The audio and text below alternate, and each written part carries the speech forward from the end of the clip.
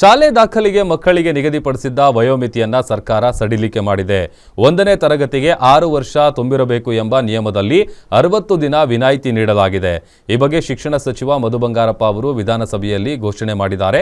ಈ ಮೂಲಕ ಯುಕೆಜಿ ಮುಗಿಸಿದ್ರೂ 6 ವರ್ಷ ಪೂರ್ಣಗೊಂಡಿಲ್ಲವೆಂದು ಬೇಸರದಲ್ಲಿದ್ದ ಲಕ್ಷಾಂತರ ಮಕ್ಕಳು ಮತ್ತು ಪೋಷಕರಿಗೆ ಅನುಕೂಲವಾಗಲಿದೆ.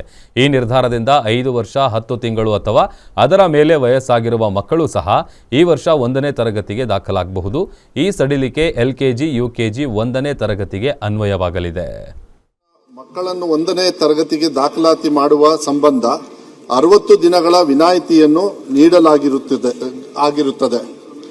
ಅದರಂತೆ 2026-27ನೇ ಸಾಲಿನಲ್ಲಿ 1ನೇ ತರಗತಿಗೆ ದಾಖಲಾತಿ ನೀಡುವ ಸಂಬಂಧ 60 ದಿನಗಳ ಸಡಿಲಿಕೆಯನ್ನು ನೀಡಲಾಗುತ್ತದೆ ಹಾಗೂ ಈ ಸಂಬಂಧ ದಾಖಲಾತಿ ತಂತ್ರಾಂಶದಲ್ಲಿಯೂ ಸಹ ಬದಲಾವಣೆ ಮಾಡಲಾಗುವುದು ಎಂಬ ಮಾಹಿತಿಯನ್ನು ಸದನ ಗಮನಕ್ಕೆ ತರಲು ಬಯಸುತ್ತೇನೆ. ಆಮೇಲೆ ಇದು ಎಲ್ಕೆಜಿ ಯುಕೆಜಿಗೂ ಕೂಡ ಅವರಿಗೆ ಅಡ್ಮಿಷನ್ಗೆ ತೊಂದರೆ ಆಗ್ತಾ ಇದೆ.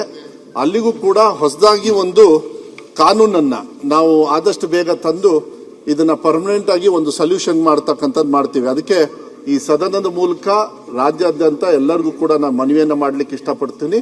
60 ದಿವಸ ಏನು ನಾವು ಇವಾಗ ಅವರಿಗೆ ಸಡಿಲಿಕೆಯನ್ನ ಕೊಡ್ತಾ ಇದ್ದೀವಿ ಅದನ್ನ 60 ದಿವಸ ಅಂದ್ರೆ 6 ವರ್ಷ ಅಂದ್ರೆ 2 ತಿಂಗಳು 60 ದಿವಸದ ಒಂದು ರಿಯಾಯಿತಿಯನ್ನ ಇದನ್ನ ಕಾನೂನನ್ನ ತರ್ತಾ ಇದ್ದೀವಿ ಮಾನ್ಯ ಸಭಾಪತಿಗಳೇ. ಇದು